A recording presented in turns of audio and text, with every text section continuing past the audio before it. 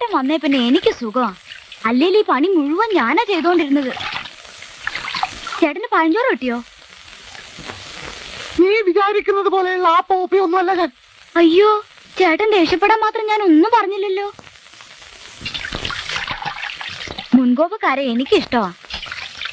അവരുടെ ഉള്ളിൽ സ്നേഹം കാണും.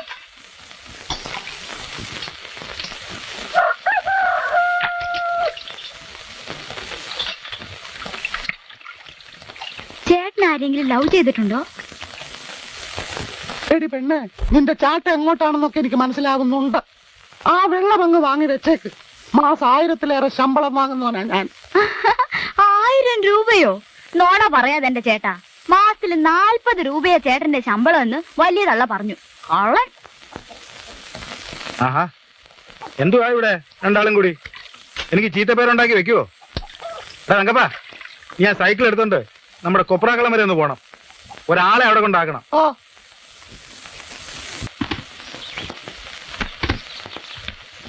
ചേട്ടൻ ഇറങ്ങിക്കോ. ഒരാണോ? അതെ.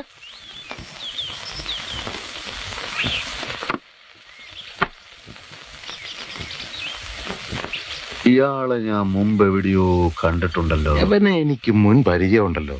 ഇല്ല, ഏയ് ഇല്ല.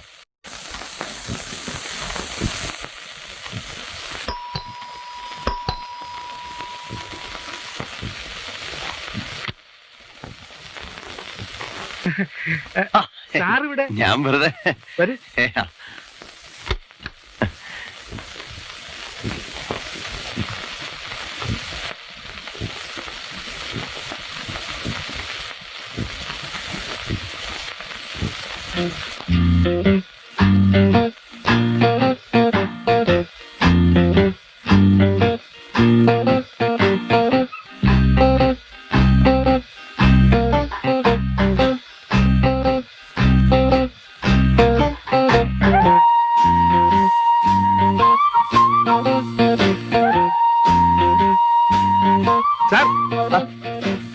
സാർ എവിടെയായിരുന്നു?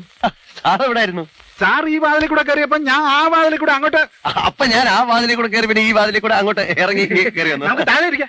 പടി കയറി വന്നല്ലേ, ഇനി വീടൊക്കെ ഒന്ന് കണ്ടല്ലോ. അല്ല, ഇവിടെ അങ്ങനെ പ്രത്യേകിച്ച് കാണാൻ ഒന്നും തന്നെ ഇല്ല സാർ. അല്ല, ഇവിടുന്ന് കൺസ്ട്രക്ഷൻ കാര്യങ്ങളൊക്കെ. ദേവു, 2 ചായ വേണം. സാർ, ഈ മുറിയില് ഇന്ന് വരെ ആരും അങ്ങനെ വരികയോ ഉറങ്ങുകയോ ഒന്നും ചെയ്തിട്ടില്ല സാർ. ചുമ്മാ മുറിയല്ലേ? ചുമ്മാ മുറി. ആ, അതെ. ഈ ചുറ്റുപാടുള്ള ആൾക്കാരൊക്കെ എങ്ങനെ? എല്ലാം നല്ല ആളുകളാണ് സാർ. അതായത് ഈ പ്രദേശത്തുള്ള എല്ലാരും എന്നെ പോലെ അന്തസ്സും മാന്യതയും ഒക്കെ ഉള്ളവരാണ് സാർ. സത്യത്തിൽ മക്കളില്ലാത്ത എനിക്ക് അവരൊക്കെയാണ് സാർ ഏക ആശ്വാസം. അന്നൊരിക്കൽ സാറ് പറഞ്ഞല്ലോ, ഈ കുഷ്ഠരോഗ ആശുപത്രിയും അനാഥ മന്ദിരവുമാണ് ഏക ആശ്വാസം എന്ന്. അത് വേറൊരു ആശ്വാസം. എനിക്ക് സാറിനെ വളരെ ഇഷ്ടപ്പെട്ടു. സ്വന്തം അച്ഛനോടൊക്കെ തോന്നുന്ന ഒരു തരം സ്നേഹം. സാറിനെ കാണാൻ വേണ്ടി എന്റെ മനസ്സ് എപ്പോഴും വെമ്പൽ കൊള്ളുന്നു. ഞാൻ എപ്പോഴും ഈ വീട്ടിൽ വന്നോട്ടെ. പിന്നെന്താ, മക്കളില്ലാത്ത എനിക്ക് ഇതും ഒരു ആശ്വാസമായിരിക്കും. കറക്റ്റ്. ഈ ജനലിൽ കൂടെ പുറത്തേക്ക് നോക്കുമ്പം എന്തൊരു മനോഹാരിത. ഈ മുറി എനിക്ക് വളരെ ഇഷ്ടപ്പെട്ടു.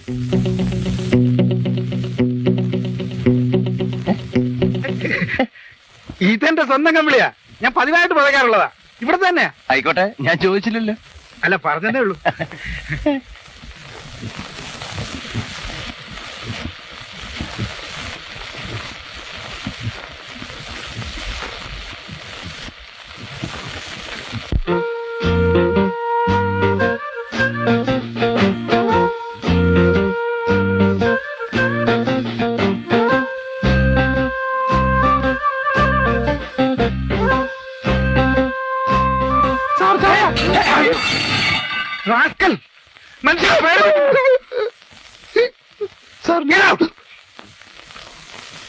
അമ്മ ഒരെ കഴുതകളെ പിടിച്ച് ജോലിക്ക് എടുത്തു. ഈ റാസ്കൽ കഴുതയില്ല സാർ, ഈ റാസ്കൽ കോവർ കഴുതയാണ്. ഇങ്ങനെയാണോ ഒരു മാന്യന്റെ മുറിയിലേക്ക് ചായ കൊണ്ടുവരുന്നത്?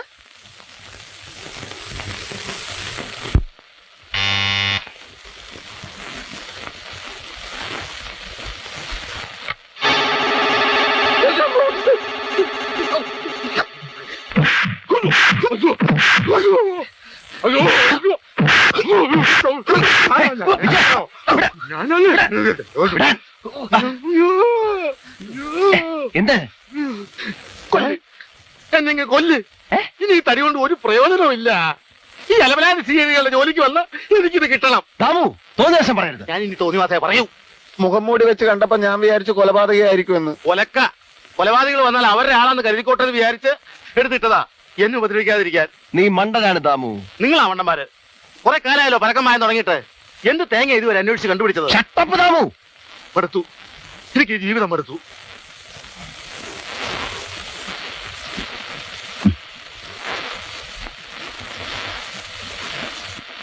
എവിടെ നിന്റെ മുടിയും താടിയും? നീ ഒരു നയവഞ്ചകനാണ്. തോളിലിരുന്ന് ചെവി തിന്നുന്നവരാണ്. ഞാൻ കോവർ കഴുതിയാണെങ്കിൽ നീ ഹിപ്പോപ്പൊട്ടാമസാണ്, കണ്ടാമൃഗമാണ്. അയാൾ എന്നെ തല്ലിയപ്പോ നീ ഒരു ചെറുവിരൽ അനക്കിയോ? നീ വേഷം മാറി നടക്കുമ്പോ ഞാൻ ഈ തല്ലിപ്പൊളി വേഷത്തിന് ഞാൻ ഇല്ലടാ. പണിയെടുത്ത് എന്റെ നടു ഒടിഞ്ഞു. ഞാൻ മദുരാശിയിലേക്ക് പോവുക. അവിടുത്തെ വല്ല ലോക്കൽ കേസുകളൊക്കെ അന്വേഷിച്ച് ഒരു സാധാ സിഐഡിയായി ഞാൻ ജീവിച്ചോളാം. ചെല്ലേ, മദ്രാശിയിലേക്ക് ചെല്ലേ. നിന്നെയും കാത്ത് അനന്തൻ നമ്പ്യാർ അവിടെ ഇരിപ്പുണ്ട് കൊല്ലാൻ. അനന്തൻ നമ്പ്യാരോ? അതേടാ, നമ്പ്യാർ ജയിലിയാടി. എന്റെ ഈശ്വര, എവിടെ നിന്നൊക്കെ കള്ളി ഇല്ലാതായോ? ആയി വിജയ, ഇവിടുത്തെ കേസ് തെളിയിക്കാൻ കഴിഞ്ഞാൽ മന്ത്രിയോട് പറഞ്ഞ് നമുക്ക് ഇവിടെ പോലീസാകാം. മദ്രാശിയിൽ ചെന്നാൽ അനന്തൻ നമ്പ്യാർ നമ്മളെ ജീവിക്കാൻ സമ്മതിക്കില്ല. Tamil Nadu CID mister Ramdas here. ആര്, മിനിസ്റ്ററോ? ഗസ്റ്റ് ഹൗസിലോ? ഓ, വരാം. ആ, ഉടനെ വരാം. സ്റ്റേറ്റ് പോലീസ്, തമിഴ്നാട് സിഐഡി, ഇതൊന്നും എനിക്ക് കേൾക്കണ്ട. കേസിന് വല്ല പുരോഗതി ഉണ്ടോ അത് പറ. കേസ് വളരെ വളരെ മുന്നോട്ട് നീങ്ങിക്കഴിഞ്ഞു. പക്ഷെ ഒരു അപേക്ഷയുണ്ട്. സ്റ്റേറ്റ് പോലീസ് പറയുന്ന പോലെ സംശയം തോന്നുന്ന ആളെ ഇപ്പൊ തന്നെ പോയി അറസ്റ്റ് ചെയ്യാൻ സാർ ഞങ്ങളോട് പറയരുത്. നിങ്ങൾ ആരെ സംശയിക്കുന്ന പറയുന്നത്? ആള് ഞങ്ങളുടെ കൺമുന്നിൽ തന്നെ ഉണ്ട് സാർ. ആര്, ഞാനോ? അല്ല, ഞങ്ങളുടെ നിരീക്ഷണ വലയത്തിൽ. ഒരു വിശ്വാസത്തിന് വേണ്ടി ഞാൻ ചില തെളിവുകൾ കാണിക്കാം. Constable, sorry, CID mister Vijayan, open the box. പെട്ടി തുറക്കൂ.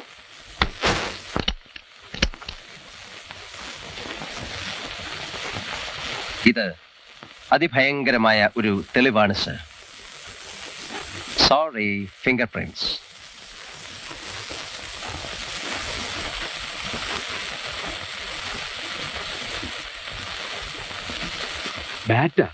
ബാറ്റക്കാരാണോ കൊലപാതകികൾ?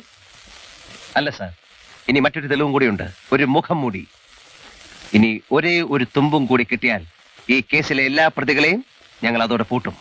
എന്ത് തുമ്പ്? കുറ്റവാളിയുടെ രക്തം. ഇനി അത് മാത്രമേ കിട്ടാനുള്ളൂ. രക്തമെടുക്കാനുള്ള സിറിഞ്ചും ക്ലോറോഫോമും ഞങ്ങളുടെ കയ്യിലുണ്ട്. എന്തൊക്കെയാണ് നിങ്ങൾ ഈ പറയുന്നത്? എനിക്കൊന്നും മനസ്സിലാവുന്നില്ല. മദ്രാശിയിലെ ആരൊക്കെയോ പിടിച്ചു എന്നോ കമ്മിറ്റി എന്നൊക്കെയാണല്ലോ പറഞ്ഞു കേട്ടുള്ളത്. എനിക്ക് വിശ്വാസം വരുന്നില്ല. അസംബ്ലി കൂടാൻ പോവുക. അവിടെ ചോദിക്കുന്ന ചോദ്യങ്ങൾക്ക് മറുപടി പറയേണ്ടത് ഞാനാ, നിങ്ങളല്ല. എത്രയും പെട്ടെന്ന് കേസ് തെളിയിച്ചില്ലെങ്കിൽ ഖജനാവിന് വരുത്തി വെച്ച നഷ്ടത്തിന് നിങ്ങൾ മറുപടി പറയേണ്ടി വരും. അങ്ങനെ പറയരുത് സാർ. അങ്ങനെ പറഞ്ഞാൽ ഞാനും ചിലതൊക്കെ പറയും. കഴിഞ്ഞ വർഷം ജൂൺ മാസത്തിൽ ഉദരന്നൂർ ചെക്ക് പോസ്റ്റിൽ വെച്ച് കൊല്ലപ്പെട്ട രാജേന്ദ്രൻ എന്ന എസ്ഐയെ നിങ്ങൾക്ക് ഓർമ്മയുണ്ടോ? അതൊരു കൊലപാതകമല്ല, സ്വാഭാവിക മരണം മാത്രമാണെന്ന് നിങ്ങൾ വരുത്തി തീർത്തു. അയാളുടെ കുടുംബത്തിന് ആനുകൂല്യങ്ങൾ നിഷേധിച്ചു. 2 വർഷത്തെ സർവീസ് തികയാൻ 2 ദിവസം കൂടി വേണമെന്ന് പറഞ്ഞ് അയാളുടെ വിധവയ്ക്ക് ജോലി നിഷേധിച്ചു. പാവങ്ങളായതുകൊണ്ട് അവർക്ക് കേസ് നടത്താൻ കഴിഞ്ഞില്ല. ആദ്യം അവർക്ക് നീതി നൽകൂ, പിന്നീട് അവർ കേസ് അന്വേഷണം മാസ്റ്ററൊക്കെ. കമാൺ.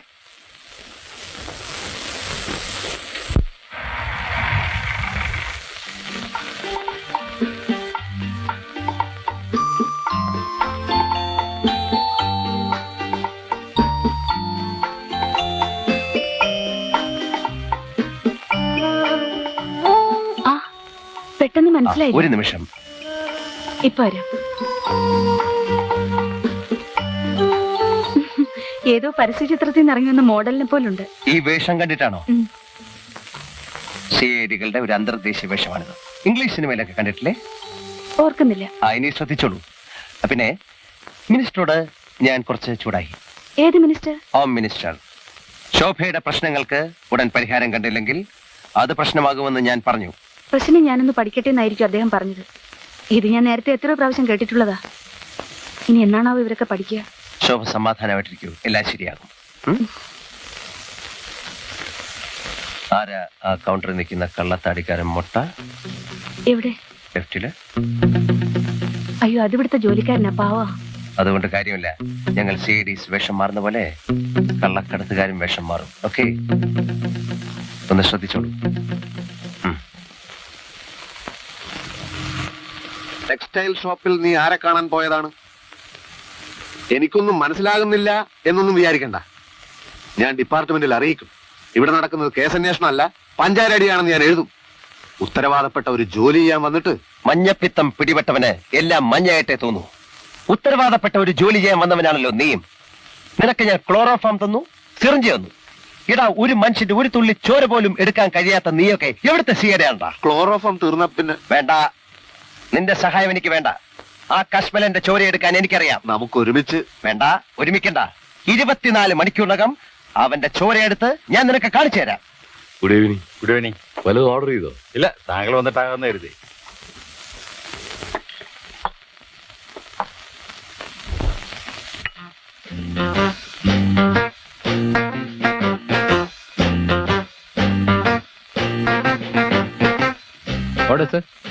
ആ, 20 ചപ്പാത്തി. അത്രയും വേണം. സാറ് പേടിക്കണ്ട, ഞാൻ അഡ്ജസ്റ്റ് ചെയ്തോളാന്ന്. Boneless chilli chicken 4 full. 4 മതിയോ സാർ? ഇപ്പൊ അത്രയും മതി. പിന്നെ ഫ്രൈഡ് റൈസ്, അല്ലെങ്കിൽ ഇത് ആദ്യം കൊണ്ടുപോവാ. ബാക്കി ഒന്നും അപ്പൊ ഞാൻ പറയാം. ആ.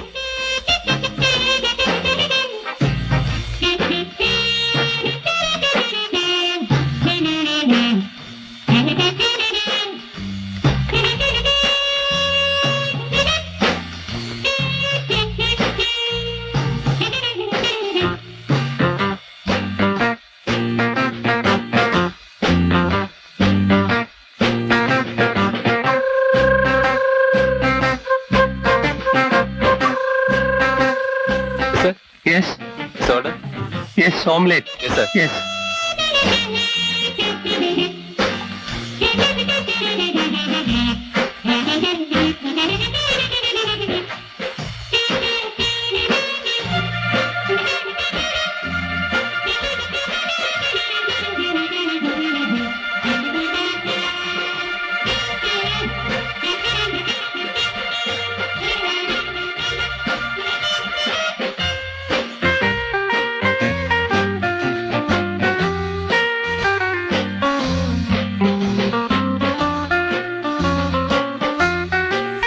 എനിക്ക് മനസ്സിലായി. I will ask you.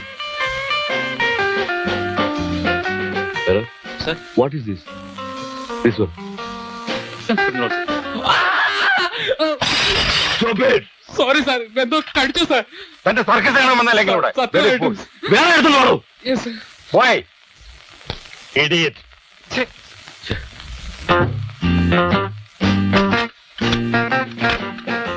Sir, what is this? Chicken alak. പിന്നെയും കടിച്ചു സാർ. സത്യമായിട്ടും കടിച്ചു സാർ.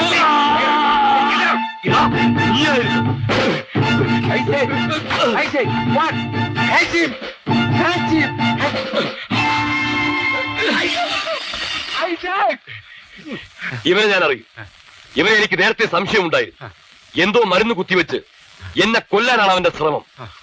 എന്നെ കൊന്ന് എന്റെ പരീക്ഷണ ഫലങ്ങൾ തട്ടിയെടുക്കാൻ ആരോ അയച്ചതാണ് ഇവനെ.